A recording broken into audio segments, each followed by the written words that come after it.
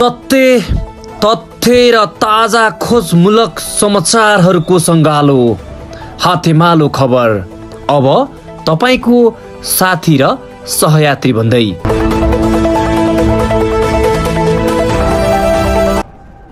मैले गरेको अनुभव चोकमा संस्थालाई दिने एउटा यस्तो गर है भनेर राम्रो कुराको विषयमा चिन्तन र छलफल गरौँ न।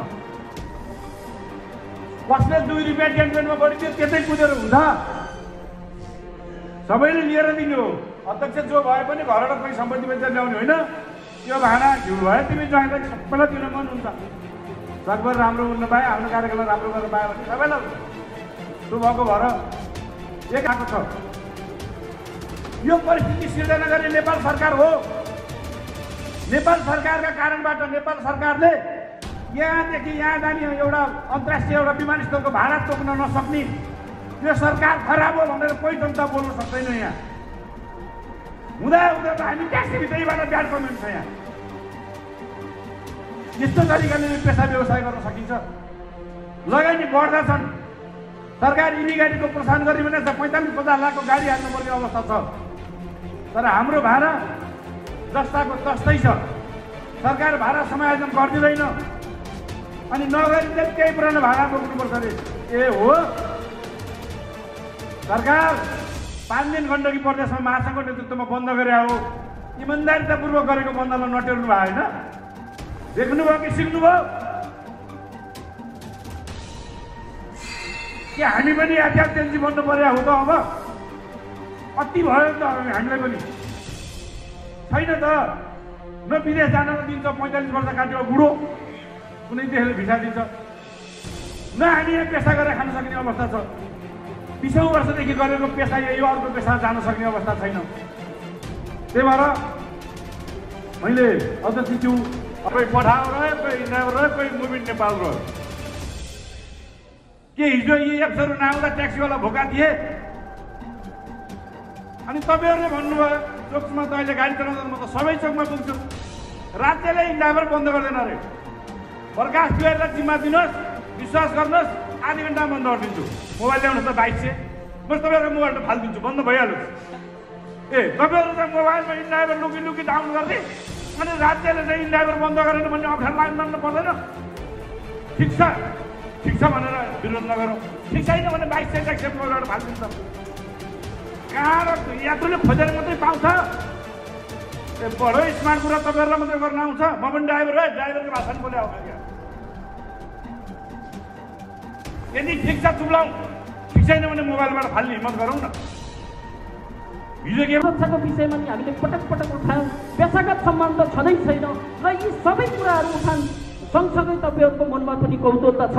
अब कम्पनी कसरी अगाडि बढ्छ, सार्वजनिक यातायात कुन ढङ्गले अगाडि बढ्छ, सार्वजनिक यातायातलाई वास्तवमै हामीले गरेको बैंक तथा वित्तीय संस्थाबाट लिएको कर्जा र हामीले आफ्नो घर कर्जा राखेर लिएको कर्जा त्यो कर्जा हामीले तिर्न सक्छौँ कि सक्दैनौँ अथवा हामी पनि यो पेसाबाट विस्थापित हुनुपर्ने हो भन्ने खालका यी कौतूहलता तपाईँहरूका मनमा छन्। यी कौतूहलता हाम्रो प्रतिवेदनमा पनि समावेश भएका छन्। आजका प्रमुख अतिथिज्यू लगायत अन्य विशिष्ट अतिथिज्यूहरूले यी कुराहरू समावेश गर्नुहुन्छ भन्ने म विश्वास व्यक्त गर्न चाहन्छु।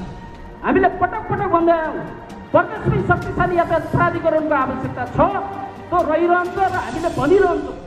कम्तीमा पनि सार्वजनिक यातायातलाई व्यवस्थित गर्नको लागि यहाँ सर्भिसका पेसागत सुरक्षाका कुराहरू छन्, कार्यस्थलका सुरक्षाका कुरा छन्, यातायात प्राधिकरण गठनका कुरा छन्।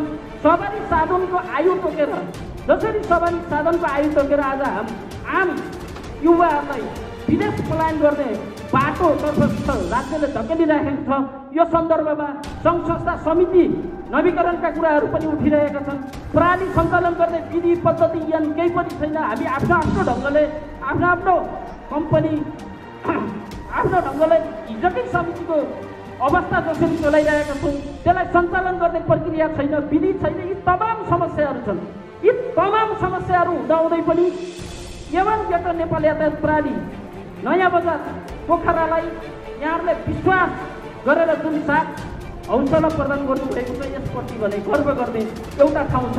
म त गर्न लायक तपाईँहरू तमाम व्यवसायी साथीहरूप्रति हार्दिक नमन व्यक्त गर्दै अन्त्यमा म के भन्न चाहन्छु भने नेपाल अधिराज्यभरि न्यूनतम व्यवस्थापन शुल्क लिएर सायद प्रतिवेदन पनि हेर्नु होला न्यूनतम व्यवस्थापन शुल्क लिएर तेस्रो पक्ष सवारी साधनको हकमा 100% क्षतिपूर्ति दिने र बिमा तेस्रो पक्ष घाइतेको हकमा पनि हामीले 4 लाखसम्मको अहिले बढाएर 4 लाखसम्म उपचार खर्च दिन्छौँ भनेका छौँ प्रत्येक पक्ष सवारी क्षतिको हकमा पनि हामीले अघिल्लो सालभन्दा धेरै सुविधाहरू बढाएका छौँ र अर्को विशेष सन्दर्भ हामीले के जोडेका छौँ भने यो दुर्घटना न्यूनीकरण हो दुर्घटना सबै सचेतना कक्षाहरू त हामीले सञ्चालन गर्छौँ चालक सुध्रिनुपर्छ भन्छौँ व्यवसायी सुध्रिनुपर्छ भन्छौँ राज्यले पनि हाम्रा कुरा सुनेर सुधारिनुपर्छ भन्छौँ तथापि दुर्घटना घटेका छैनन् दुर्घटना न्यूनीकरणको लागि 1 वर्षभित्र कुनै पनि सवारीले कुनै पनि दुर्घटना नगराएको खण्डमा त्यस्तो सवारीलाई यो आर्थिक वर्षबाट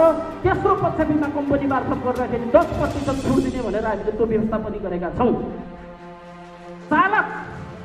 चालक राहत कोष हामीले स्थापना गरेका छौँ यो आर्थिक वर्षबाट चालक राहत कोषको लागि हामीले तपाईँहरू अहिले तिर्दै आएको व्यवस्थापन शुल्कमा जम्मा 50 रुपियाँ थप गरेर हामीलाई दिनुहोस् त्यो 50 रुपियाँ थप गरे बापत मृगौला पीडित क्यान्सर जस्ता उच्च रोगहरूको सन्दर्भमा संस्थाले सहयोग गर्ने गरी नीति बनाएका छौँ हाम्रो चालक स्वरोजगार चालक भाडाका ट्याक्सी सञ्चालन गर्दै गर्दा दुर्घटना भएको खण्डमा मृत्यु भएको सन्दर्भमा पनि हामीले त्यहाँ सुविधाहरू जोडेका छौँ दुर्घटनाका कारण हिरासत बस्नु पर्यो भने बिहान बेलुकाको खाना खर्चको पनि हामीले चालक राहत कोषबाट व्यवस्था गरेका छौँ र सँगसँगै हाम्रो चालक स्वरोजगार चालकको परिवार श्रीमती छोराछोरीलाई कहीँ कतै असुविधा भयो ठुलो जोखिमयुक्त रोग लाग्यो अप्ठ्यारो पर्यो तपाईँहरू मर्कामा पर्नुभयो भने कम्पनीको सञ्चालक समितिले निर्णय गरेर उहाँको परिवारलाई पनि सेवा सुविधा दिने गरेर हामीले चालक राहत कोषको पनि यो आर्थिक वर्षबाट सुरुवात गरेका छौँ र अन्त्यमा यी सबै कुराहरू हामी बन्द सत्रमा छलफल गर्छौँ मैले आज